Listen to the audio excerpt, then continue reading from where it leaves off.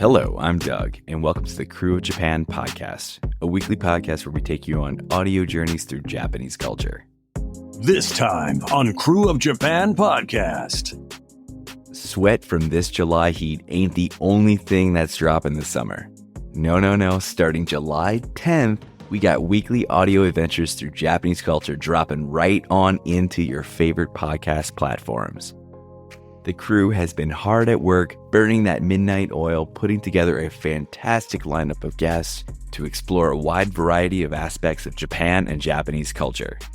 We got your travel, your language, your pop culture, your traditional culture, your academia, but not My Hero Academia, a real cornucopia of topics that have been mostly edited and waiting to be consumed by you, our awesome audience. As with past seasons, we don't want to just quietly show up out of the blue in your iPhone or Android with episode 1 notification in the banner. Nah, girl, we gotta drop that trailer. I mean, that Spider-Man Brand New Day trailer got 1 billion views in the first 4 days. I'm sure we could pull similar numbers, right?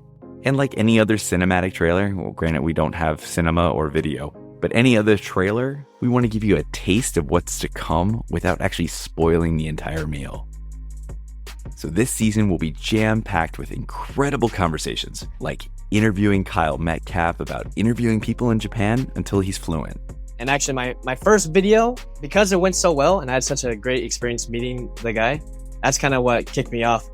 So I learned Japanese a little bit for the 2 months at the school, and I memorized some phrases. I tested them out for 2 months. I didn't really study that much Japanese, but then my first interview, I just tried speaking as much as I could, and it was obviously pretty bad. But that kind of motivated me to learn Japanese since that first interview.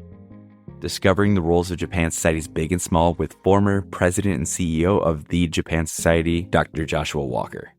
Being able to connect is easier than ever. Like, we all are carrying the power in our phones to be connected to anywhere in the world. There's no barriers anymore. At the same time, I think those screens are making it more difficult to go deep. It's easy to go wide. So if you want to learn something on YouTube, you want to learn about Japan, but do you know that that content is actually truthful? Do you know that AI is not giving you disinformation? And so you need validators, and you need people that will allow you to kind of step beyond and to have that connection, right? And so I think in some ways I'm jealous of societies like yours, because you don't have a very high overhead. Like, I have to raise so much money just to be able to have a building in New York and pay for a team of dedicated people before I can even get to reaching other people. Whereas you guys, like, everything that you're doing is direct reach.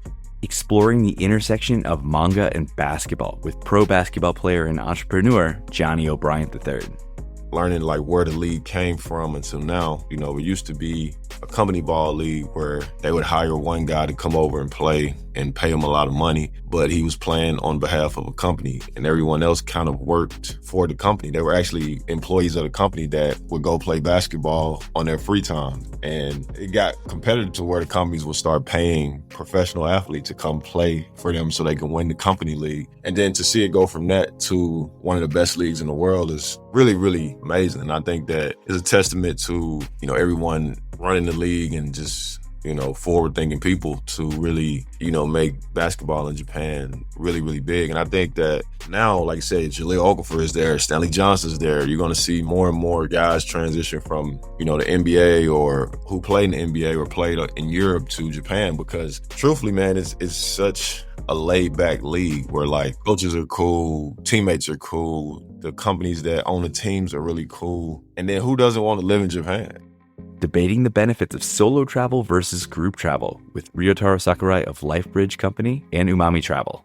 Well, Japan is probably the easiest countries on the whole world on earth to travel. Because, I mean, trains are reliable, public transportation is it's amazing, it's all punctual, crime rate is so low, and all signs are everywhere in English. Recently in Tokyo and Osaka and all these areas. And people are, quite friendly. I mean, they might not speak English, but if you just talk to them, they are really kind, and so they don't just run away or anything. So why would I need a tour, right?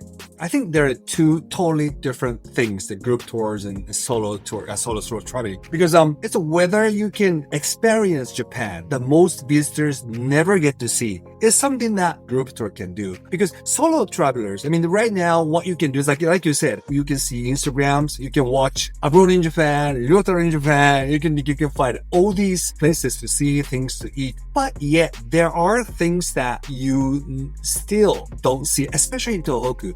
I mean, there are so many things that actually I couldn't show on YouTube. Finding out if Japan really is safe with YouTuber AfroInJapan, Jordan Green. While people aren't like solely looking at the crime statistics of the area they're trying to move into, people are looking at like how safe the area is. And by how safe, they don't always necessarily mean like how much crime is there. Is the area like good? They mean stuff like how prone is this area to natural disasters? Has my apartment been built after the 1980s? Really big one. I think after the 1980s, a whole new regulation came in for like earthquake proofing an apartment. Before that, your house could shake and just like shatter basically. So that's a big thing. If there is an earthquake and if there is a flood, is my house near a riverbank, and is that riverbank going to flood? And a lot of those areas, people do like mostly sort of pick their sort of housing district or the place when they move to in Tokyo on sort of those parameters. But funnily enough, those parameters are really connected to how much crime is in the area. An area prone to natural disasters is also going to be an area prone to having more crime. Unearthing opportunities for intercultural exchange through the Fullbright Program with Dr. Rose Honegger. Every fall, the U.S. Celebrates International Education Week. And so there's a program called Fullbright in the Classroom that is promoted by the Fullbright Association, meaning Fullbright grantees upon return to the U.S. to use that platform to share about Japan to students from K to 12 or in higher ed. And so I have done that several times, and the students are just curious about Japan, especially this generation. They love everything Japan. So it's just a way for me to give back to Fulbright, to share about Japan and to talk about the wonderful country. And also I want to inspire future Fulbrighters. Indulging in some kabuki theater with Larry Comans. The voices are one of the most enjoyable aspects of my study of the art, and then also when you go to enjoy it as an audience member. The superhero roles were invented in the late 1600s, and they are beyond great fighters. These are superhuman strength. They can rip up trees by the roots and swing them around like weapons. They can wrestle with bears and rip their heads off. They also do things like, instead of out of cups, drinking sake out of barrels and things like that, right?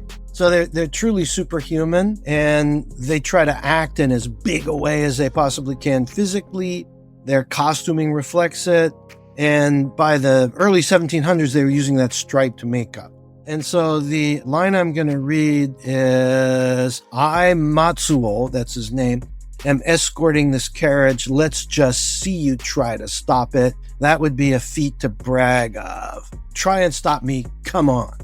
Here's what it sounds like. Matsuo hikaketa kono kuruma. Tapping into the creativity of cosplay with Maria of Oz Costumes. If you want to cosplay, just start. And I mean, if you want to cosplay, there's something about it that sparks a joy in you, right? So just don't let anything else hold you back and just start. I mean, you don't even have to have the internet presence or rely on social media if you want to. You can just cosplay for yourself. You don't need all those bells and whistles. I mean, some people do choose to have that, and that's perfectly fine. But yeah, just cosplay for yourself. And for putting yourself out there at conventions, I find that people there are generally accepting and pleasant to be around. In short, just do it. Teaching Japanese through the J-Leap program with Aina Kondo. So J-Leap stands for Japanese Language Education Assistant Program. It brings native Japanese assistant teachers like myself to schools in the US for up to 2 years. These schools can be elementary, middle, or high schools, and they all have Japanese programs. And we assistant teachers work together with lead teachers like Tara Sanchez-sensei to strengthen Japanese programs at respective host schools. So for us, it's Xiaomet High School. Hitting the hiking trails of Tohoku with Quinlan of Go North Japan. Look at what you want. Are you looking to go to a mountain summit? There's a lot of trails that aren't mountains. For example, the MCT, right? This one that goes all the way from Aomori down to Fukushima. That's got a lot of really nice segments. And it's, what would you call it? Undulating. It's up and down. It's not just all up like it would be when you're going up a mountain. And you get gorgeous coastal views. Or maybe you want to do a coastal walk, and so you want to do a walk in Gifu Prefecture along the old Nakasendo, or something in Shikoku along the old pilgrimage route. It doesn't have to be a mountain, so figure out what you want to do. That said, I love the mountains in the national parks. This is only some of what we got planned, with so much more in the works. Returning guests, unexpected topics, and maybe even a superstar or two. Who knows? Only you'll find out if you stick around and listen to all the episodes. But there you have it. July 10th is when this season kicks off. Our 7th season, 7 freaking seasons. And we are forever thankful that all of you are here with us for this ride. So make sure you hit that subscribe or follow button in Apple Podcasts, Spotify, YouTube, wherever you listen to us, to make sure you get that cute little notification right there in your favorite device when those new episodes drop. Got a topic you're dying to hear about, or maybe a dream guest for us to get on the pod? You still got a chance to tell us what you want to hear. There's still opportunities out there. Let us know. Share with us on social media. You know where to find us. You already follow us. Krewe of Japan Podcast. Just search on your favorite platform. While you're there, give us a comment, follow, share, retweet, whatever floats your boat. Let us know how you're enjoying the podcast. Or perhaps you like to give feedback in a more private setting. I get it. I'm a shy guy too sometimes, but not one of them Mario shy guys. No. Send us an email at kreweofjapanpodcast@gmail.com. Speaking of feedback, if you're enjoying what you're listening to right now, or maybe some of our previous episodes, please feel free to leave us a 5-star rating and or review on your favorite podcast streaming app. Every single one of those 5-star ratings and reviews helps others interested in Japan and this kind of content find the podcast and join our global crew. Or, maybe just let a friend know about us. Seriously, any and all support is incredibly appreciated, especially those reviews. But that's it for today and this trailer. A special prize goes to whoever clocks in as our 1 billionth listener. Let us know if that's you. But until then, see you next time, which is next freaking Friday, July 10th. See you then.